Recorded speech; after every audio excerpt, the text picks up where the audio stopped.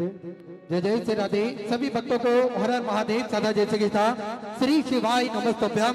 7 दिवस से सुंदर श्री शिव महापुराण की अलौकिक दिव्य कथा हम सभी पूज्य गुरुदेव के सानिध्य में श्रवण कर रहे हैं। निश्चित ही ये हम सभी का सौभाग्य है। बाबा भोलेनाथ की कृपा से हम सभी को आस्था चैनल के माध्यम से, यूट्यूब फेसबुक के माध्यम से और भिलाई छत्तीसगढ़ की पावन धरा से श्रावण के सुंदर महीने में सुंदर अलौकिक दिव्य कथा श्रवण करने का अवसर प्राप्त हुआ और निश्चित ही बधाई के पात्र है आयोजक समिति, आयोजक परिवार श्री बोलबम सेवा एवं कल्याण समिति भिलाई छत्तीसगढ़ से, जिसके प्रदेश अध्यक्ष आदरणीय श्री दया सिंह जी, जिन्होंने ये सुंदर कथा का आयोजन रखकर सभी भक्तों को कृतार्थ में करा, आनंद में करा और बड़ी ही सुंदर व्यवस्थाओं के साथ में ये कथा श्रावण के पावन महीने में चल रही है। और कथा के चतुर्थ दिवस में हम सभी प्रवेश करेंगे। एक बार जोरदार ताली बजाकर स्वागत करें आदरणीय दया सिंह जी का एवं बोलबम सेवा एवं कल्याण समिति का, जिन्होंने बड़ी ही सुंदर व्यवस्था करी और हम सभी श्रावण के सुंदर महीने में कथा अमृत का लाभ लेकर अपने जीवन को कृतार्थ कर रहे हैं, आनंद में कर रहे हैं। देखिए, जीव पर जब तक बाबा भोलेनाथ की कृपा ना हो तब तक इस पृथ्वी पर, इस दुनिया में, इस संसार में कोई भी कार्य संभव नहीं हो सकता। हम सभी देवाधिदेव महादेव के चरणों के दास हैं। इनकी कृपा दृष्टि के साए में ही अपना जीवन यापन करना चाहते हैं। हम सभी महादेव के मंदिर जाएं, देवालय जाएं, भगवान का जल अभिषेक करें और अपने मन की बात, अपने हृदय की बात हम महादेव से कह सके। बड़ा ही सुंदर और सरल तरीका हम सभी को पूज्य गुरुदेव ने बताया है। एक लोटा जल, सारी समस्याओं का हल। एक लोटा जल लेकर हम पास के मंदिर जाते हैं, देवालय जाते हैं, भगवान का जल अभिषेक करते हैं, बेलपत्री अर्पित करते हैं, तो निश्चित ही सारी समस्याओं का निदान तो निकलता है। साथ में महादेव की कृपा भी हम सभी जीव पर विद्यमान होती है और महादेव का आशीर्वाद भी हम सभी को मिलता है।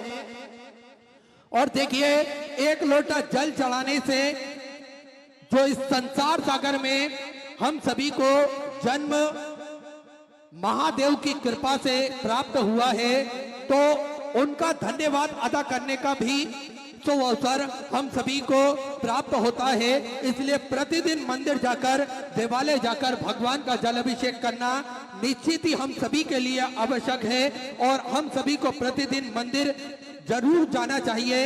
यही पूज्य गुरुदेव ने कथा का सार बताया है।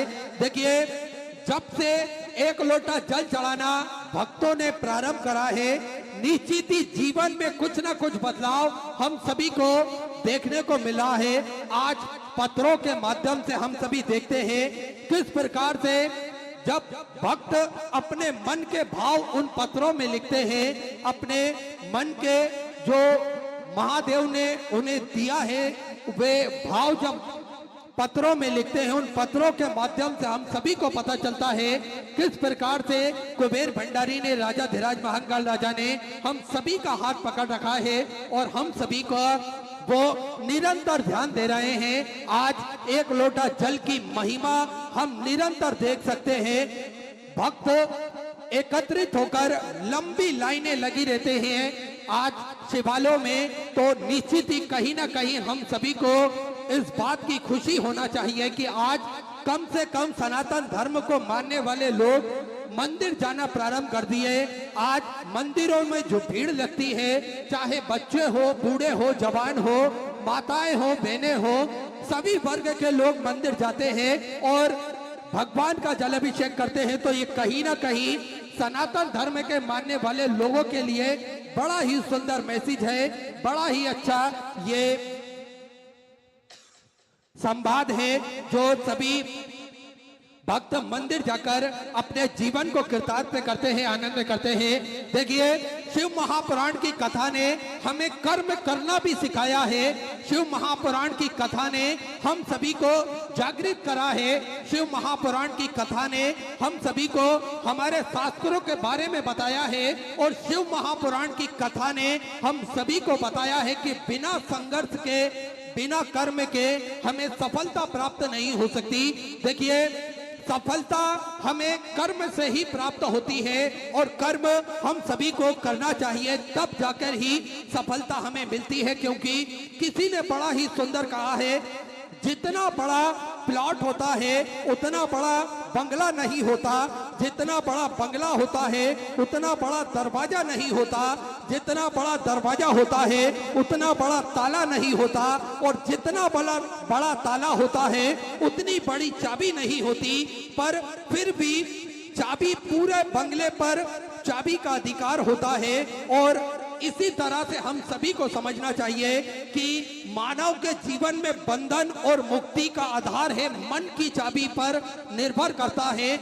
अगर ये मन की चाबी हमारे बस में आ जाती है तो निश्चित ही हम पूरे बंगले पर राज कर सकते हैं।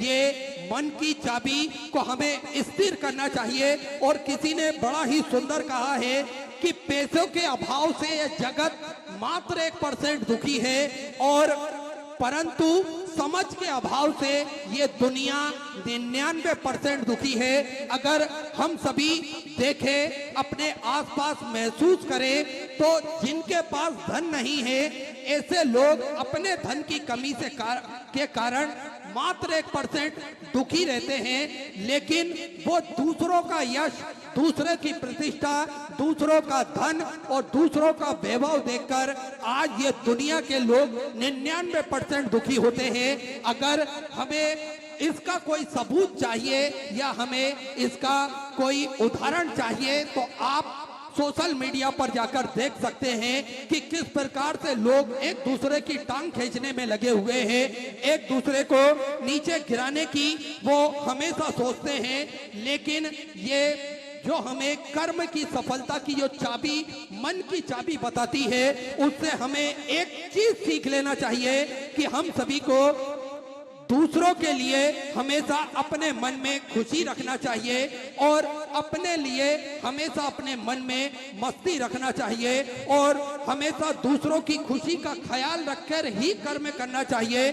क्योंकि विधाता की अदालत में वकालत बड़ी न्यारी है। तू खामोश कर रहकर कर्म कर, तेरा मुकदमा जारी है। सिर्फ दुनिया के सामने जीतने वाला ही विजेता नहीं होता, किंतु किन परिस्थितियों में, किन रिश्तों के सामने कब कहां हारना है, ये जानने वाला, ये समझने वाला भी विजेता होता है। इसलिए हम हमेशा जवाब देना किसी को आवश्यक नहीं रहता है। हम सभी निरंतर अपनी मस्ती में हम सभी को जीना चाहिए, अपने भाव में हम सभी को जीना चाहिए। और अगर हम महादेव के भक्त हैं तो महादेव के प्रभाव में हम सभी को जीना चाहिए। अगर हम सभी सोचते हैं, हम सभी को सोचना चाहिए कि हमारे बैंक अकाउंट में लगभग 86,400 रुपए हैं और उसमें से किसी ने 10 रुपए, मात्र 10 रुपए चुरा लिए और ये केवल 10 रुपए थे, तो क्या हम अपसेट हो जाएंगे या बाकी के बचे 86,390 रुपए की परवाह ना करते हुए उस व्यक्ति के पीछे पड़ जाएंगे जिसने हमारे 10 रुपए चुराए हैं? नहीं, हम ऐसा नहीं करेंगे। उन 10 रुपए को छोड़ के हम बाकी के 86,390 रुपए का उपयोग सही तरह से करेंगे। ठीक इसी तरह से हमारा जीवन है, ठीक इसी प्रकार से हमारा जीवन है। प्रतिदिन हमें 86,400 श्वासें सेकंड मिलते हैं, प्राप्त होते हैं, और उनमें से मान लो किसी ने 10 सेकंड के लिए या 20 सेकंड के लिए हमें बुरा भला कह दिया या हमारे को बुराई कर दी या हमारे लिए अपशब्द कह दिए, तो क्या बाकी के 86,390 सेकंड हम बेकार कर देंगे? तो हम सभी को इस बात पर विचार करना चाहिए कि मान लीजिए हमारे प्रतिदिन 10 से 20 सेकंड खराब हो भी गए, तो हम सभी उन 10 या 20 सेकंड को छोड़ के हम अपने जीवन को आगे बढ़ाएं, उन बातों को छोड़ दें।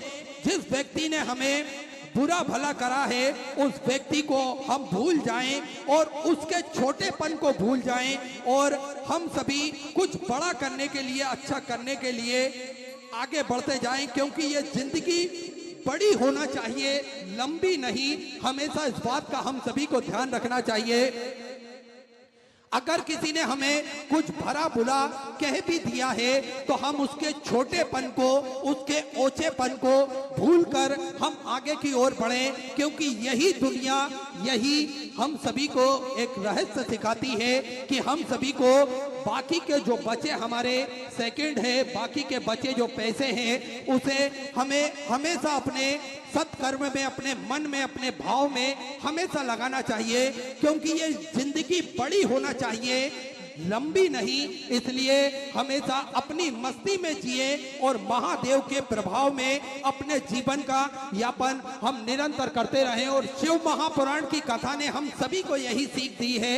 आज ये लंबी कतारें, ये लंबा भक्तों का जन सैलाब, 5-5 पंडाल होने के बाद भी अगर भक्त पंडाल के बाहर खड़े हुए हैं तो ये कहीं ना कहीं शिव महापुराण की कथा का प्रभाव, मेरे महादेव का प्रभाव हम सभी को देखने को मिल रहा है, क्योंकि हम सभी को निरंतर आगे बढ़ने का प्रयास करना चाहिए।